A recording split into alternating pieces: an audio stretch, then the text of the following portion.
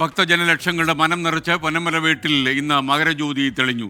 അയ്യപ്പ വിഗ്രഹത്തിൽ തിരുവാഭരണം ചാർത്തി മഹാദീപാരാധന നടത്തിയ ശുഭമുഹൂർത്തത്തിലായിരുന്നു മകരവിളക്ക് തെളിഞ്ഞത്. വ്യൂ പോയിന്റുകളിൽ വൻ ഭക്തജന തിരക്കാണ് ഇന്ന് അനുഭവപ്പെട്ടത്.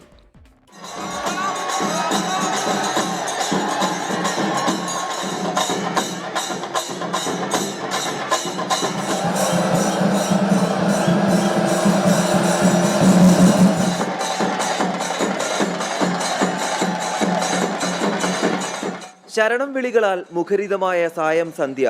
തിരുവാഭരണം ചാർത്തിയ അയ്യനെയും പൊന്നമ്പലമേട്ടിലെ മകരവിളക്കും കാണാൻ തീർത്ഥാടകർ തൊഴുകൈകളോടെ കണ്ണിമ ചിമ്മാതെ കാത്തുനിന്നത് മണിക്കൂറുകൾ. 6:30 തിരുവാഭരണം ചാർത്തിയുള്ള മഹാദീപാരാധന. 6:43 പൊന്നമ്പലമേട്ടിൽ മകരവിളക്ക്.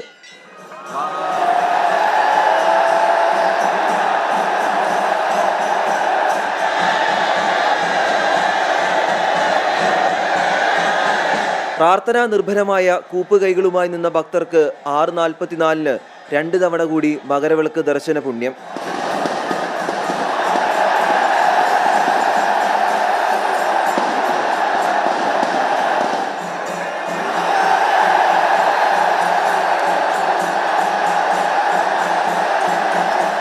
പന്തളത്തു നിന്നും ആരംഭിച്ച തിരുവാഭരണ ഘോഷയാത്രയ്ക്ക് ശരംകുത്തിയിൽ ദേവസ്വം പ്രതിനിധികളും കൊടിമരച്ചുവട്ടിൽ ദേവസ്വം വകുപ്പ് മന്ത്രി VN വാസവൻ, തമിഴ്നാട് ഹിന്ദുമത ധർമ്മസ്ഥാപന വകുപ്പ് മന്ത്രി PK Shekhar Babu, Devaswom board president PS Prashanth എന്നിവർ ചേർന്നും സ്വീകരണം നൽകി.